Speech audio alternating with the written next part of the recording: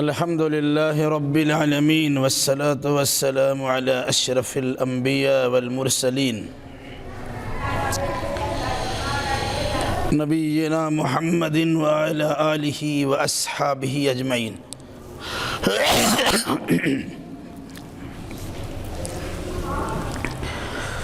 أعوذ بالله من الشيطان الرجيم. بسم الله الرحمن الرحيم.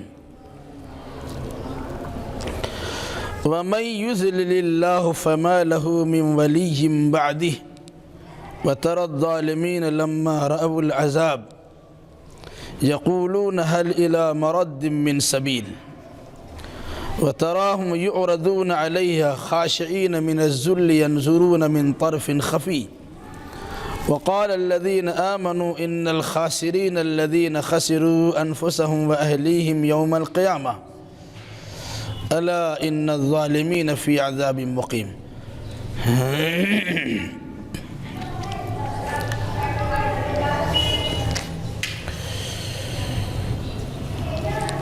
اس سے پہلے کی آیتوں میں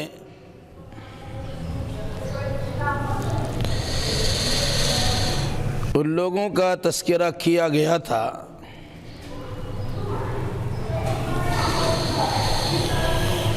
جنہیں اللہ تبارک و تعالیٰ کی جانب سے آخرت کی بھلائی اور اچھائیاں ملنے والی تھیں.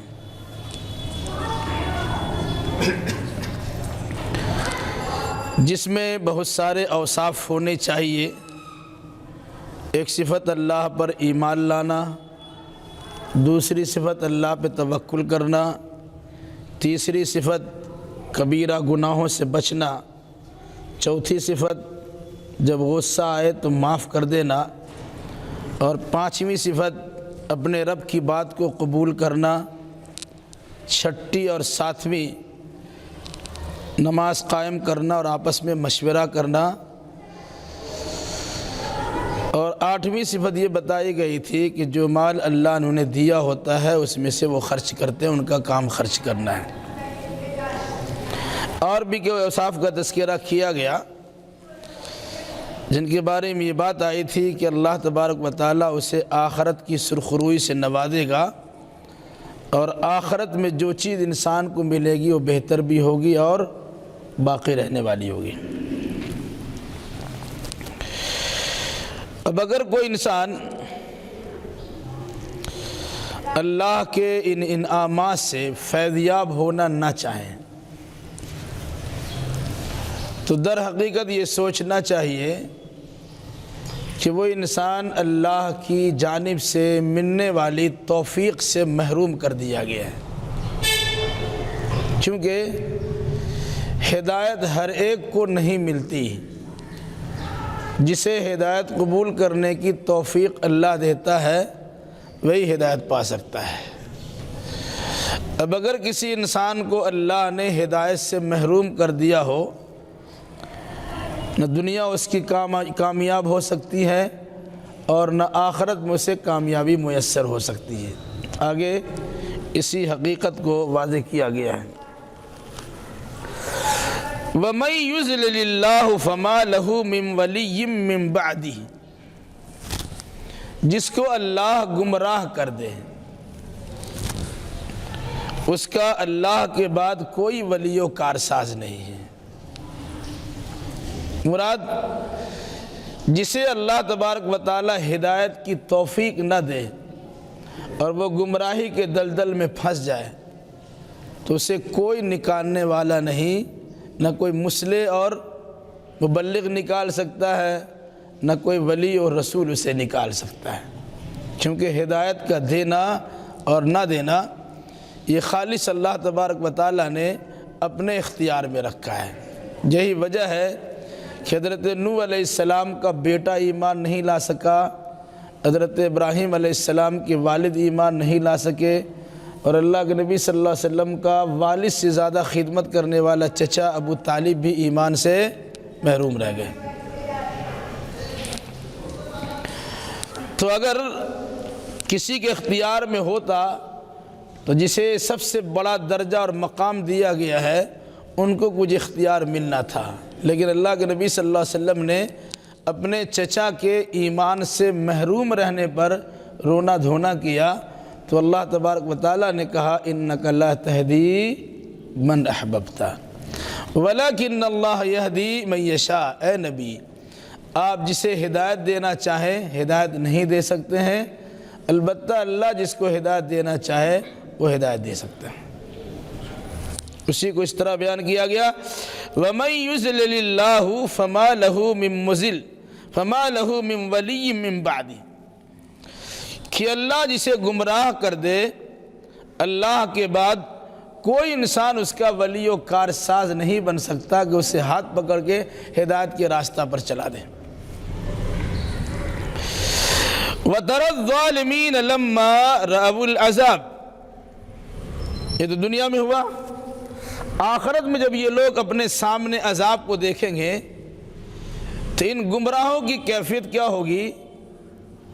اس کی ہلکی سی جھلک بتلائی گئی کہ اگر کسی انسان کا جرم ثابت ہو جاتا ہے اور اسے مجرم کی حیثیت سے پکڑ لیا جاتا تو اپنا منہ بھی چھپاتا ہے اور اپنے آپ کو ذلیل و خوار بھی سمجھتا ہے اور کسی طریقے سے ادھر ادھر اشارہ کنایہ میں دیکھتے ہوئے کنکھیوں سے دیکھ کر کوئی نہ کوئی راستہ کھوجتا ہے۔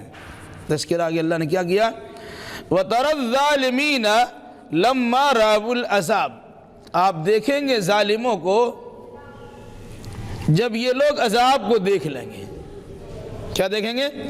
یقولون، وہ کہیں گے هَلْ إِلَى مَرَدٍ مِّن سَبِيلٍ، کوئی ایسا راستہ ہے کہ جس کی طرف بھاگ نکلا جائے، یا یہاں کی اس عذاب کی پوزیشن سے اپنے آپ کو نکال کے کوئی دوسرا راستہ اختیار کر لے، یا تیسری بات کہ اب یہاں کوئی ہدایت کا راستہ ہے کہ جسے اپنانے کے بعد جہنم کے عذاب سے اپنے آپ کو بچا لے۔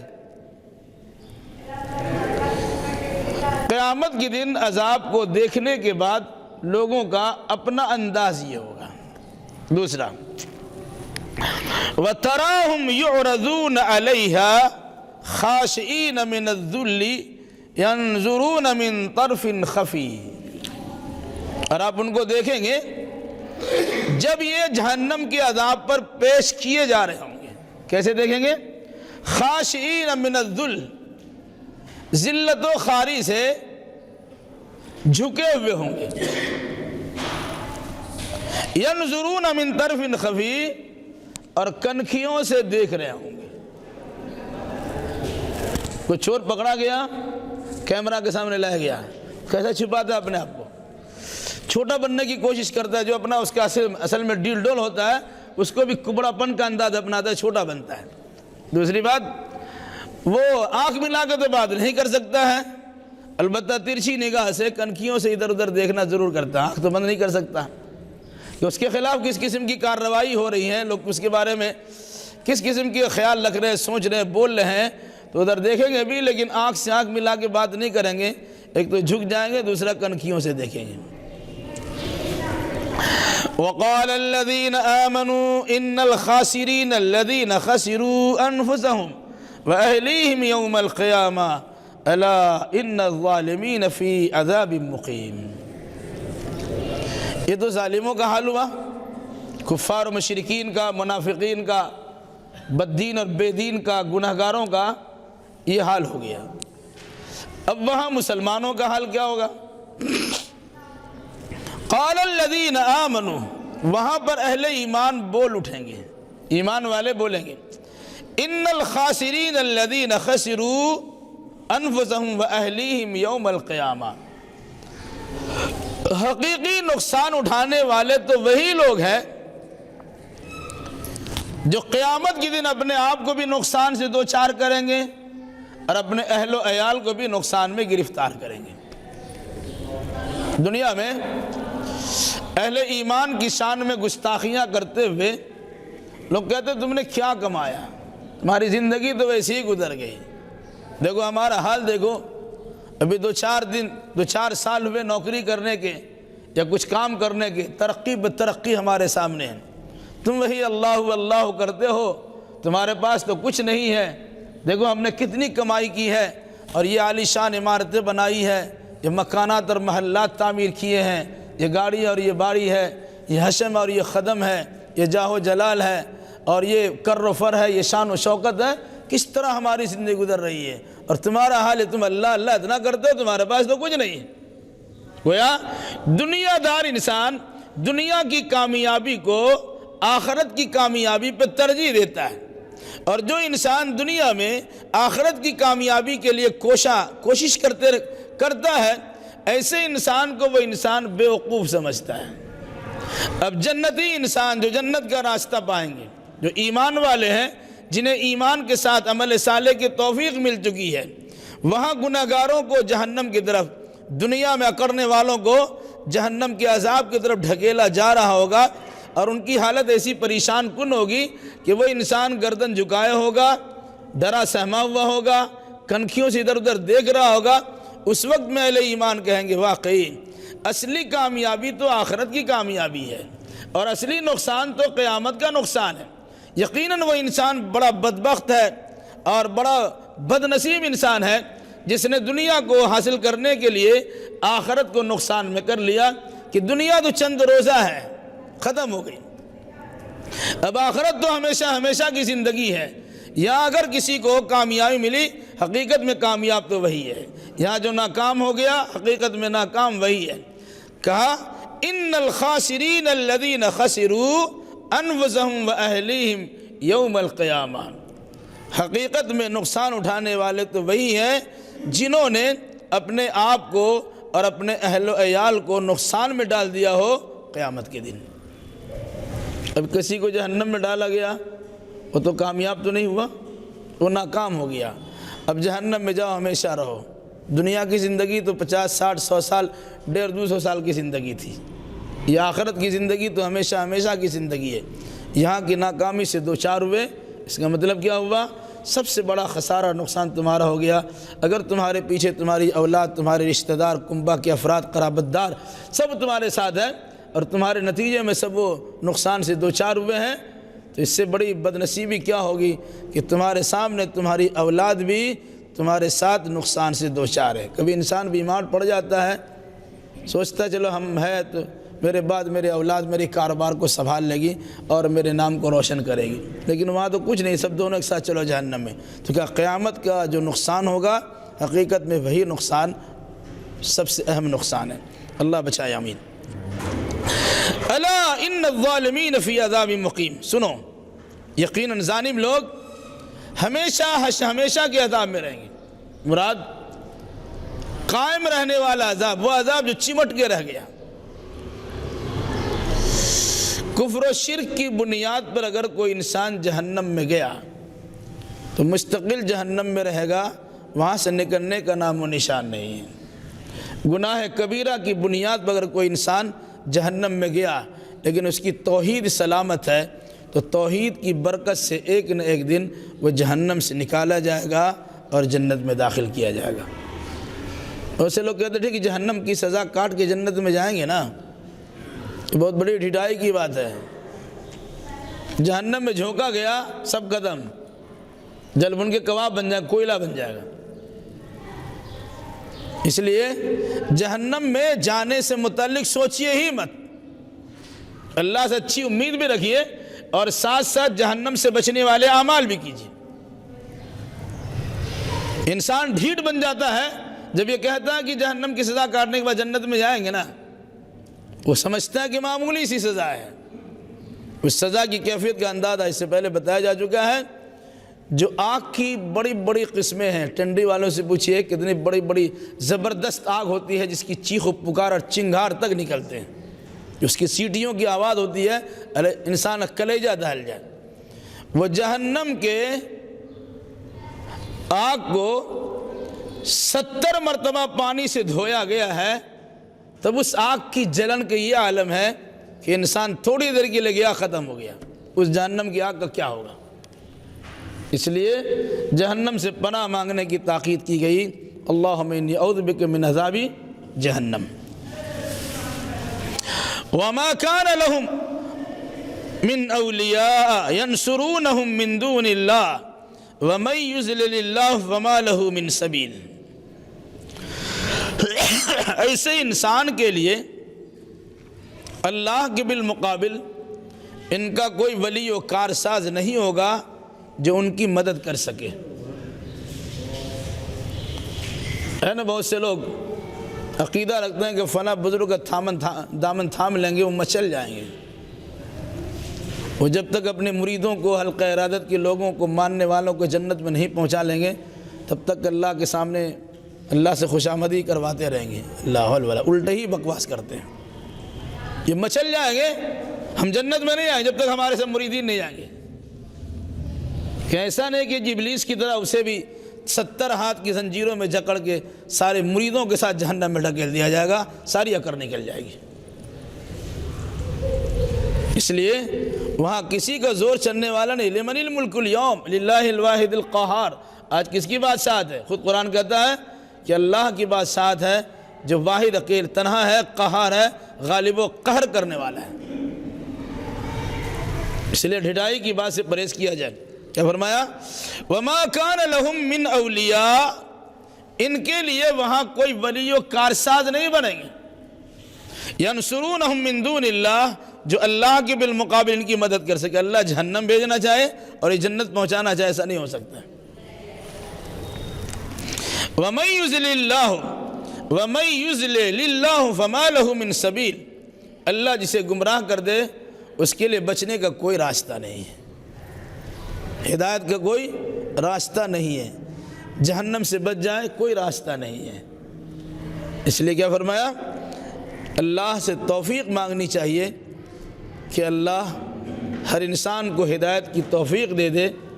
اگر اللہ کی توفیق نہیں ہوگی تو ہدایت نہیں مل سکتی ہے۔ الحمدللہ الذی ہدانا لہذا وما كنا لنہتدی لولا ان ہدانا اللہ، اللہ کا شکر تعریف ہے کہ اس نے ہمیں ہدایت دی۔ اگر اللہ ہمیں ہدایت نہیں دیتا تو ہم کہیں ہدایت پا نہیں سکتے تھے۔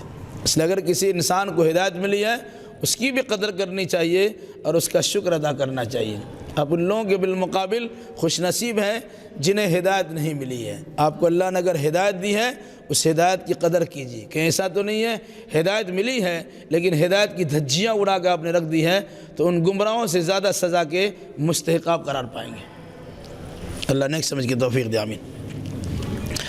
استجیبوا لربکم من قبل ان یاتی یوم لا مرد له من اللہ وما لکم من ملجأ یومئذ وما لکم من نکیر۔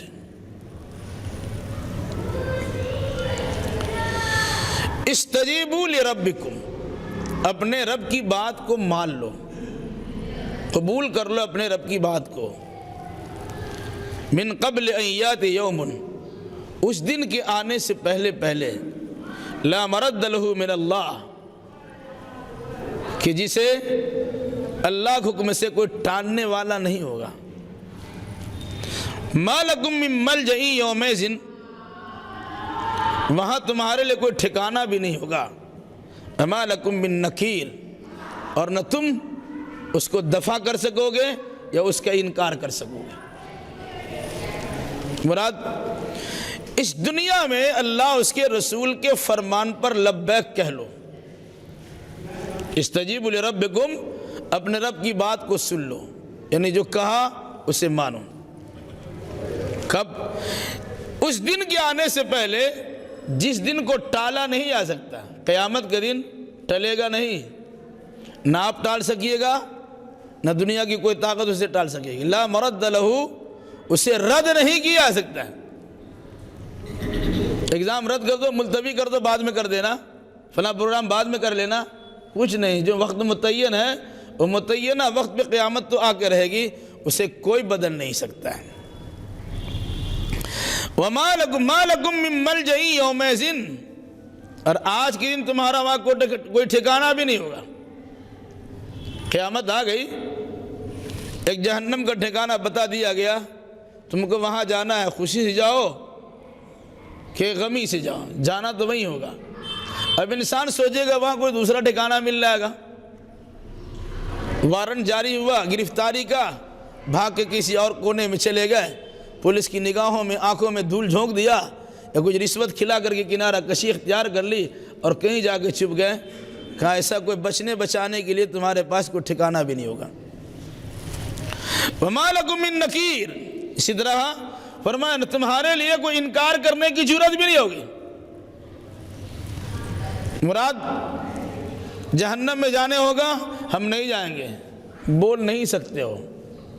دوسری بات، فرشتے تمہارے نام عمل تمہارے سامنے ظاہر کریں گے، یہ ہے تمہاری حرکتیں جو تم نے کیا ہے شروع سے لے کے اخیر تک، یہ آئینہ تمہیں ہم دکھاتے ہیں کہ تم اس کے انکار بھی نہیں کر سکو گے۔ اسی طریقے سے کوئی انسان سوچے کہ اپنے آپ کو بچانے کے لیے ایک ایسی چیز بن جائے کہ گمنام ہو جائے۔ نکیر کے ایک معنی گمنام، کہیں چھپ جائے، فرشتے ہمیں کھوج نکال نہیں سکے۔ تو اللہ نے کہا کہ سنو، وَمَا لَكُم مِّن نَكِيرٍ، تمہارے اختیار میں نہیں ہے کہ تم اس فیصلے کو دفع کر دو، تمہارے اختیار میں نہیں ہے کہ تم اپنے برے حرکات و سکنات سے انکار کر دو، تمہارے اختیار میں نہیں ہے کہ تم بالکل ایک مخفی اور پوشیدہ چیز بن جاؤ کہ تمہیں کوئی دیکھ نہ پائے اور تمہاری گرفتاری عمل میں نہ آ سکے۔ اس نے قرآن نے کیا کہا؟ اگر اس دن کی اس پشیمانی سے، پریشانی سے، ذلت و خواری سے بچنا چاہتے ہو، اس دنیاوی زندگی میں اپنے رب کا فرمان مان لو اور اس کی بات پہ لبیک کہہ دو۔ جیسے زندگی گزارنے کو کہا ہے ویسی زندگی گزار لو، تمہاری کامیابی تمہارے حق میں مقدر کر دی جائے گی۔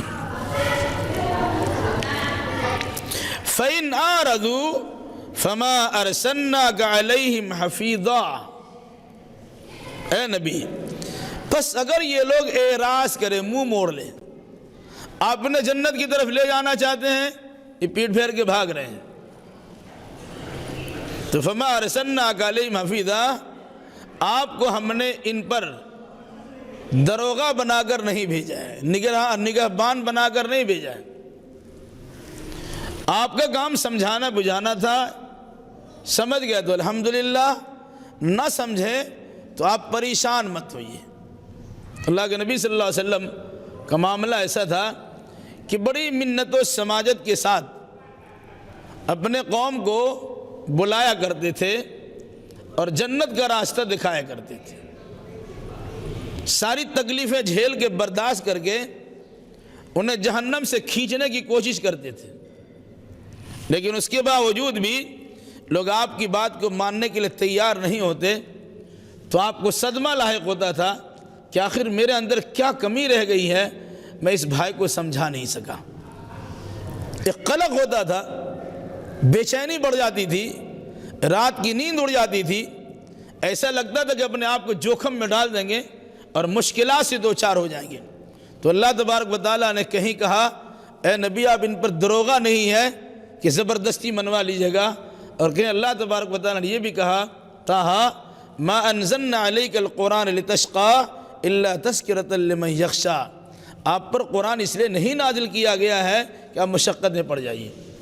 لعلک باخع نفسک علی آثارہم ان لم یؤمنوا بہذا الحدیث اسفا، ایسا لگتا ہے کہ اگر یہ لوگ ایمان نہیں لائے تو افسوس کرتے ہوئے اپنے آپ کو نقصان میں ڈال دیں گے، ایسا مت کیجیے۔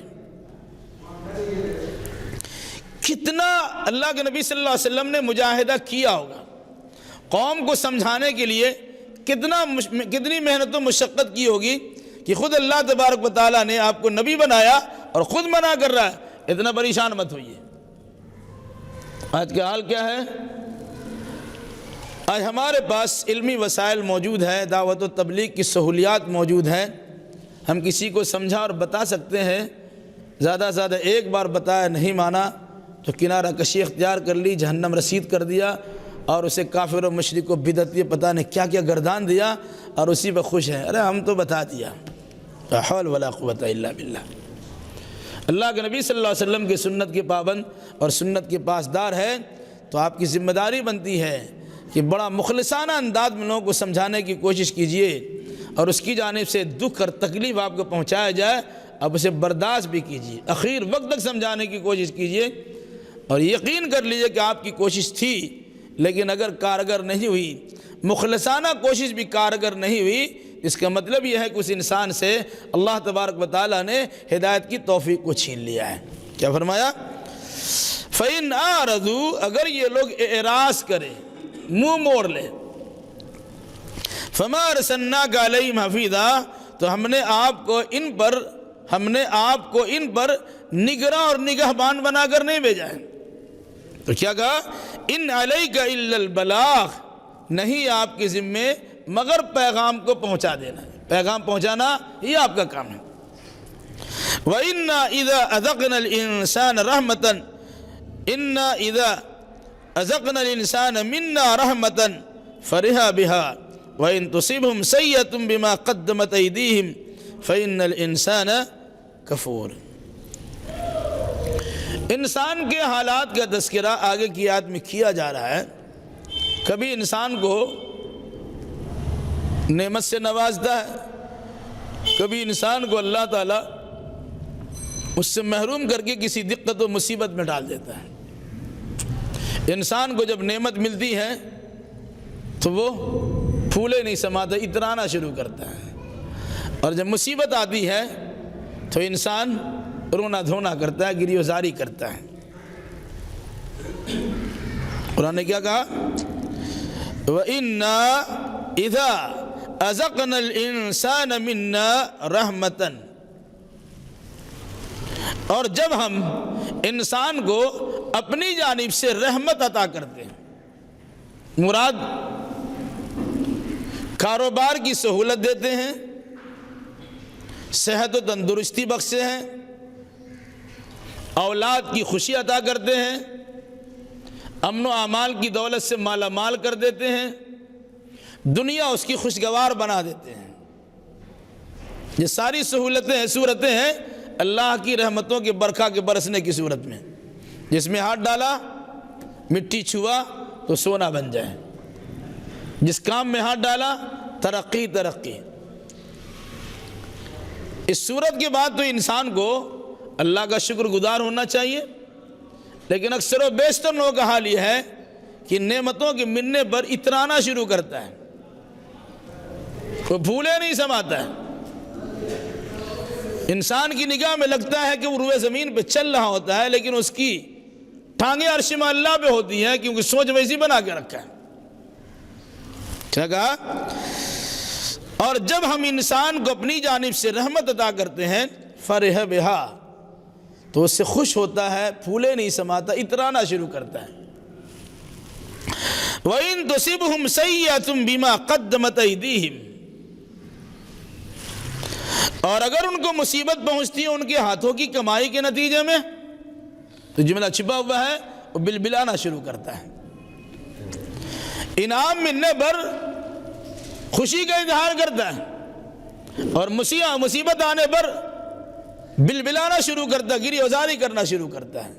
وجہ ان الانسان کفور، انسان بڑا ناشکرا ہے۔ نعمت کے ملنے پر شکریہ ادا ہونا چاہیے، وہ شکر ادا نہیں کرتا۔ انسان بولتا اللہ نے ہمیں کیا دیا، کس طرح اس قسم کے جملے اس کی زبان سے نکلتے ہیں۔ تم اپنے وجود میں اللہ کا محتاج، تمہاری ماں باپ کی مستقل کوشش رہی پورے خاندان کی اور سارے ڈاکٹروں کی، تم پیدا نہیں ہو سکتے تھے، اللہ تبارک و تعالیٰ نے تمہارے ماں باپ کے میل ملاپ کے نتیجے میں تمہیں وجود بخشا ہے۔ کیا دیا اللہ نے؟ صحیح سالم جسم بنایا، صحت و تندرستی عطا کی، سر سے لے کے پیر تک مناسب اعضاء و جوارح عطا کیے۔ پھر کہتے ہو کیا دیا اللہ نے؟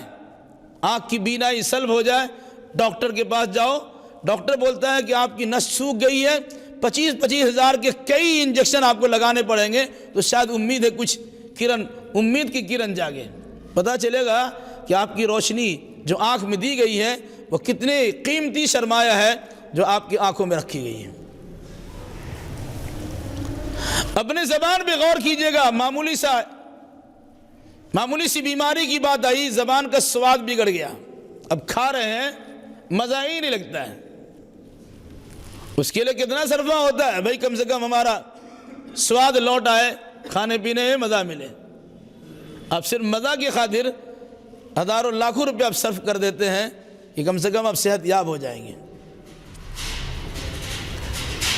کان میں اللہ تبارک و تعالیٰ نے قوت سماعت دی ہے، نہیں سنتے، اونچا سننا شروع کیا، تو آپ کی کوئی بات بھی راز نہیں رہتی۔ کوئی انسان آپ سے کہے گا تو چلائے کے کہے گا، تو چار آدمی ویسے سن لے گا۔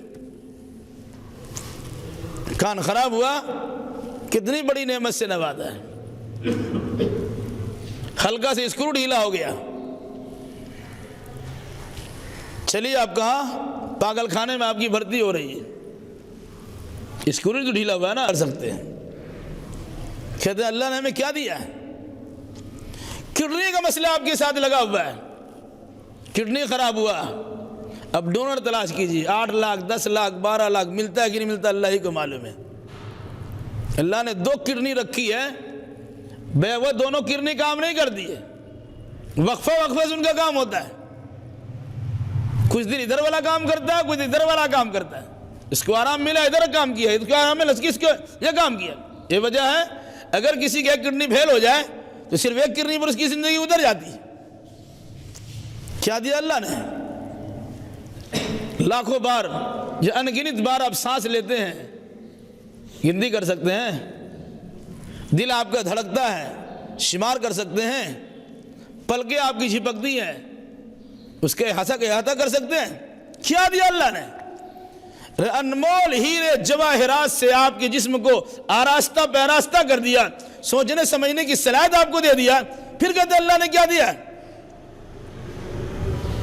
اگر آپ ہدایت سے محروم رہ گئے سمجھ لیں اللہ نے آپ کو کچھ نہیں دیا ہے، ساری چیزوں سے محروم کر دیا۔ اور اگر یہ چیز آپ کے پاس موجود ہے تو اللہ نے بے شمار نعمتوں سے نوازا ہے، شرط یہ کہ ان نعمت کی قدر کیجئے، اور جو چیزیں اللہ نے آپ کو عطا کی ہے اسے حاصل کرنے کی کوشش، اس کو برقرار رکھنے کی کوشش کیجیے۔ کیا فرمایا؟ انسان کا عجیب حال ہے، جب ہم اسے اپنی جانب سے رحمت عطا کرتے ہیں تو اترانا شروع کرتا ہے، اور جب ان کے عمل کے نتیجے میں، ان کے ہاتھوں کی کمائی کے نتیجے میں انہیں مصیبت پہنچتی ہے تو بلبلانا شروع کرتا ہے۔ یقین انسان بڑا ناشکرا ہے۔ للہ ملک السماوات والارض یخلق ما یشاء یہب لمن یشاء اناثا ویہب لمن یشاء الذکور او یزوجہم ذکرانا واناثا ویجعل من یشاء عقیما انہ علیم قدیر۔ اللہ نے انسان تو پیدا ہی کیا، ساتھ ساتھ انسان کو انسانی اعتبار سے کچھ مزید نعمتوں سے نوازا ہے، کسی کو محروم بھی کر دیتا ہے، کسی کو عطا بھی کرتا ہے، جس کے تذکر آگے کی آیتوں میں ہے۔ للہ ملک السماوات والارض، آسمان و زمین کی بادشاہت تو اللہ ہی کی ہے۔ آسمان پر بھی حکم اللہ کا چلتا ہے اور زمین پر بھی حکم اللہ ہی کا چلتا ہے، کوئی اللہ کی مرضی کے بغیر کچھ نہیں کر سکتا۔ یخلق ما یشاء، جو چاہتا ہے پیدا کرتا ہے۔ فرشتہ کو پیدا کر دیا، جنات کو پیدا کر دیا، انسان کو پیدا کر دیا، جمادات کو پیدا کر دیا، حیوانات کو پیدا کر دیا، نباتات کو پیدا کر دیا، بے شمار مخلوقات اللہ نے پیدا کیے۔ اللہ کی طبیعت چاہے اس کو پیدا کرنا کر دیا۔ رہا معاملہ تمہارے گھر کا تو سنو، یہب لمن یشاء اناثا، اللہ عطا کرتا ہے جسے چاہتا ہے لڑکیاں، بیٹی ہی بیٹی اللہ دیتا ہے جسے چاہتا ہے، صرف بیٹی پیدا ہو رہی ہے۔ اب سسرال والوں کو دقت ہے کہ بیٹی پیدا کرنے کی کارخانہ خود مالک و مختار ہے، وہ خود بیٹی پیدا کر رہی ہے، اب کی بار بیٹی لائی طلاق، لا حول ولا قوت الا باللہ۔ وہ اللہ کے فیصلے کو چیلنج کرتا ہے، یہ بیٹی دینا یا بیٹا دینا انسان کا اپنا کام نہیں ہے، یہ تو اللہ تبارک و تعالیٰ کے اختیار ہے۔ اللہ جسے چاہتا ہے بیٹیاں ہی بیٹیاں دیتا ہے۔ وَيَهَبُ لِمَن يَشَاءُ الذُّكُورَ، اور اللہ جسے چاہتا ہے لڑکے ہی لڑکے دیتا ہے، درجن درجن لڑکا پیدا ہو گیا۔ تو کیا اس میں اپنا انسان کا اپنا ذاتی کمال ہے؟ نہیں، اللہ نے مناسب سمجھا ہے، آپ کو بیٹیاں دی ہیں، اللہ نے مناسب سمجھا ہے، آپ کو بیٹوں سے نوازا ہے، لڑکے دیے۔ او یزوجہم ذکرانا و اناثا، یا اللہ جوڑا عطا کرتا ہے لڑکے بھی اور لڑکیاں بھی، جسے چاہتا ہے لڑکا لڑکی دونوں ملا کر دیتا ہے، لڑکی بھی ہے لڑکا بھی ہے، لڑکا بھی ہے لڑکی بھی ہے، اس طرح اللہ تبارک و تعالی جسے چاہتا ہے لڑکا لڑکی دونوں عطا کر دیتا ہے۔ وَيَجْعَلُ مَن يَشَاءُ عَقِيمًا، اور جسے چاہتا ہے اللہ بانجھ بنا دیتا ہے، نہ بیٹی دیتا ہے نہ بیٹا دیتا ہے، نہ بیٹا بیٹی کچھ دیتا، بانجھ بنا دیا، محنت پر محنت، مجاہدہ پر مجاہدہ، مشقت پر مشقت، ملنے پر ملنا، سب ہو رہا ہے لیکن کچھ پیدا نہیں ہو رہا ہے۔ کیا کہا اللہ نے؟ آسمان و زمین میں اللہ ہی کا اقتدار چلتا ہے، اللہ ہی کی بادشاہ چلتی ہے۔ ایک معمولی سا مسئلہ تم سن لو، تم نے شادی کی ہے، تمہاری خواہش ہے تمہیں بیٹا ملنا ہے، بیٹا نہیں مل پاتا، بیٹی مل گئی۔ تمہاری خواہش ہے کہ بیٹا بیٹی دونوں ملیں، اللہ نے کسی کو تمہاری خواہش کے مطابق دے بھی دیا، لیکن اللہ ایسا بھی کرتا ہے بیٹا بیٹی دونوں سے محروم کر دیا، ڈاکٹر پہ ڈاکٹر سے ملاقات ہو رہی ہے اور مختلف قسم کے تدبیریں اور حربے استعمال ہو رہے ہیں کہ کسی طریقے سے یہ باپ بن جائے، یہ ماں کہلانے لگ جائے۔ یہ فطرت سے بغاوت کا عمل ہے کہ انسان دوسرے ذرائع سے بچہ پیدا کرنے کی کوشش کرتا اور سوچتا ہے کہ اللہ کو چڑھا دے، تو دینا نہیں چاہا تو ہم ایسا کر کے دکھا دیا۔ لا حول ولا قوت الا باللہ۔ یہ اسی چیز کی نقالی بھی ہے جب انسان کو بیٹا بیٹی نہ ملے، کسی بیٹی کو یا بیٹا کو اڈاپٹ کر لیا، منہ بولا بنا لیا، وہ بھی انسان اللہ تبارک و تعالیٰ کو چڑھاتا ہے، تم نے نہیں دیا تو کیا ہوا، ہم تو بیٹا بیٹی بنا لیا۔ یاد رکھیے گا، اسلام میں منہ بولا بیٹا اور بیٹی کا کوئی تصور نہیں ہے۔ آپ نے اگر کسی لڑکی کو اپنے پاس رکھا ہے، اب اس کے محرم نہیں ہے، بچی بڑی ہو گئی، اب اس کو پردہ کرنا پڑے گا، وہ لڑکی آپ سے پردہ کرے گا، آپ اس کے ساتھ نہیں رہ سکتے۔ آپ نے کسی لڑکے کو رکھا ہے، آپ کی بیوی چل رہی تو چل رہی ہے، لڑکا بالغ ہو گیا، آپ کی بیوی اس کے سامنے نہیں جا سکتی کہ وہ نامحرم ہے۔ تو اسلام نے تو طریقہ سکھا دیا کہ اس قسم میں کوئی صورت نہیں اختیار کرنی چاہیے، لیکن آپ نے لے لیا۔ اسی اور بس نہیں ہے، نام کسی کا، کام کسی کا، بیٹا بیٹی کسی کا ہے اور اپنا نام دیتے ہیں، اور جھمیلا ہوتا نکاح کے وقت میں کس نام سے اس کا نکاح پڑھایا جائے، تو فتویٰ پوچھا جاتا ہے، ارے جس کا بیٹا ہے اسی کا بیٹا بیٹی ہے، آپ پوسنے والے پالنے والے ہو سکتے ہیں، آپ اس کے گارجین بن سکتے ہیں، باپ کی جگہ پر آپ کا نام نہیں لکھا جا سکتا ہے، کسی کارڈ میں ہو، اسکول میں ہو، شادی بیاہ کے موقع پر نہیں لکھ سکتے آپ۔ تو اسلام کی تعلیمات کی بغاوت انسان جب کرتا ہے تو جو من میں آتا ہے وہی کرتا ہے۔ جب اللہ نے آپ کو دیا نہیں ہے تو کیوں اس قسم کی چیزیں اختیار کرتے ہیں؟ نہیں دیا تو اس میں بھی اللہ تبارک و تعالیٰ کی مصلحت ہوگی۔ آگے اللہ نے کیا کہا؟ انہو علیم قدیر، وہ اللہ جاننے والا اور قدرت والا ہے، دے سکتا تھا لیکن مناسب نہیں سمجھا، اس لیے نہیں دیا ہے۔ تخلیق کے اعتبار سے بھی انسان کی چار قسمیں ہیں، اولاد کے اعتبار سے انسان کی چار قسمیں ہوئی۔ انسان کو لڑکی ملی، انسان کو لڑکا ملا، انسان کو لڑکا لڑکی دونوں ملے، انسان کو کچھ نہیں ملا، چار حالات ہو گئے۔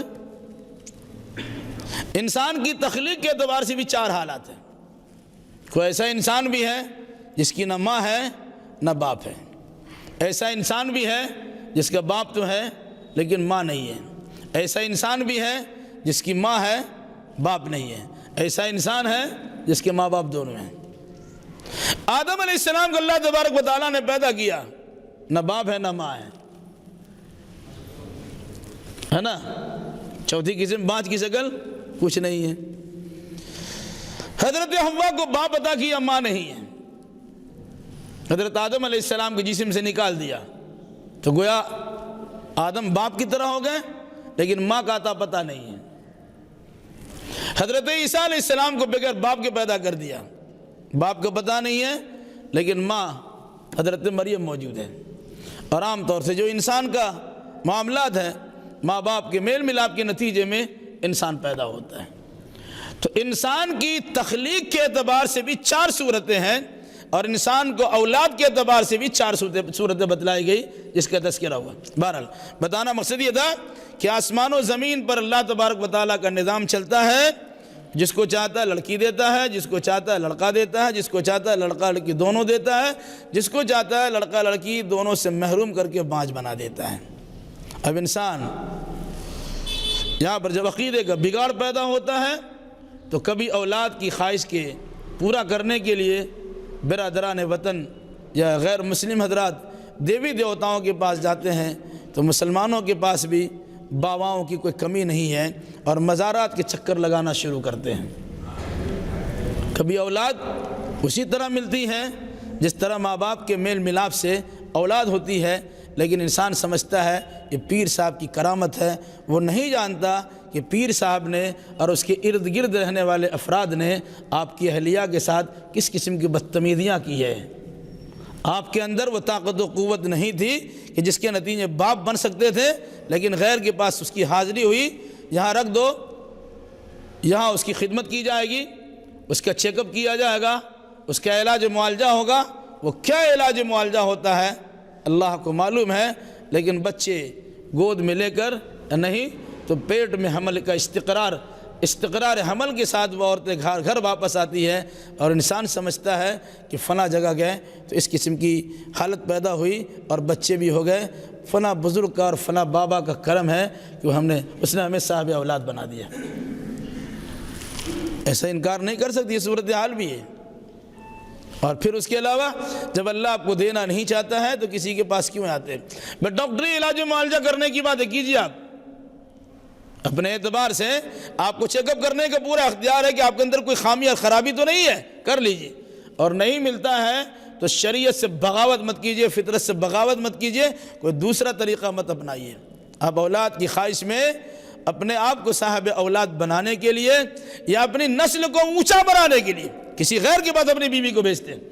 عرب کے زمانہ جاہلیت کے بھی طریقہ تھا، کسی نیچے انسان کو بڑا بنانا ہے، کسی شریف کی خدمت میں اپنی بیوی کو بھیج دیا۔ آج پڑھا لکھا طبقہ بیویوں کا تبادلہ کرتا ہے، دوستوں اور دوستی کی محفلوں میں اس قسم کی حرکت عام ہوتی ہے، گھومنے پھرنے کا رواج چلتا ہے اور دونوں کے ہاں بیوی کا تبادلہ ہوتا ہے۔ آج میرے ساتھ میری بیوی کے ساتھ تمہارا گزارا ہو جائے، تمہاری بیوی ہم گزارا کر لیتے ہیں، سب کا ٹیسٹ اور مزہ بدلتا رہے گا۔ لا حول ولا قوت الا باللہ۔ ایسا نہیں کس قسم کی بات نہیں، یہ صورتحال ہے۔ اور اس کے بعد گھومتے پھرتے رہیے۔ دیندار طبقہ بھی ہے، دیندار طبقہ بھی ہے، ان کے اب یاردہ پردہ کوئی اہتمام نہیں ہے، بلکہ جس طرح جو چاہے جیسے آنا جانا کیجئے اور مستقل نگاہوں کو سیکھتے رہیے۔ آپ بھی سیکھیے اور دوسروں کو بھی سیکھنے کا موقع دیجئے۔ اب اگر بیوی آپ کے کنٹرول سے باہر چلی گئی، آپ سے زیادہ اخلاق کہیں سے اور سے مل گیا اور ان کے ساتھ دوستی قائم کرنا شروع کر دیا تو سر پٹک کے رونا شروع کر دیجئے۔ رونے سے کچھ کام ہوگا؟ بس شریعت نے جس چیز سے منع کیا ہے اس سے کلی طور سے منع کی، کلی طور سے بچیے اور پرہیز کیجئے، تبھی اپنی حفاظت کر سکتے ہیں اور اپنی نسل کی حفاظت کر سکتے ہیں۔ اور اگر ایسا نہیں کریں گے تو دوستوں سے ہاتھ ملوایا گیا، اپنے اوپر خود ستم ڈھایا گیا۔ ملاقات کر لو نا، کیا ہے وہ ہاتھ سے ہاتھ ملانے میں کون سا کنیکشن وہاں جڑ جاتا ہے کہ آپ پیچھے رہ جائیں گے اور بیوی اور رفو چکر ہو جائیں گے۔ یہ حالات ہیں۔ اس لیے قرآن مقدس نے کیا کہا؟ آسمان و زمین پہ اللہ تبارک و تعالیٰ کا نظام چلتا ہے، اسی نظام کے پابند رہیے۔ اللہ نے آپ کو لڑکا دیا ہے، خوش رہیے، لڑکی دیا ہے، خوش رہیے، لڑکا لڑکی دونوں دیا ہے، خوش رہیے، نہیں دیا ہے اللہ کے فیصلے پہ راضی رہیے۔ اللہ نے مناسب نہیں سمجھا تب نہیں دیا ہے۔ ہاں اگر آپ کے اندر کوئی کمزوری ہے، کوئی خامی ہے، اس کا علاج کرائیے۔ ڈاکٹری علاج کرانے سے منع نہیں کیا گیا، اللہ تبارک و تعالیٰ سے دعا کیجئے، آپ کو روکا نہیں گیا۔ حضرت ابراہیم علیہ السلام کو 86 سال کی عمر میں لڑکا مل رہا ہے، اب 40 سال میں نا امید ہو گئے۔ کیا اللہ کا پاور لیس ہو گیا؟ ابھی نہیں دے سکتا ہے، دینے کو چاہے تو دے سکتا ہے، نہیں دینا چاہتا تو نہیں دیتا ہے۔ اس لیے اولاد کی ولادت پر اللہ تبارک و تعالیٰ سے خصوصی دعا بھی کیجئے۔ اگر نہیں مل رہا ہے دعا کرنے کے باوجود، پھر اللہ سے دعا کرتے رہیے اور اللہ کے فیصلے پہ راضی رہیے۔ اللہ ہمیں اور آپ کے جملہ مسلمانوں کو اسی عقیدے کی توفیق مرحمت فرمائے، آمین۔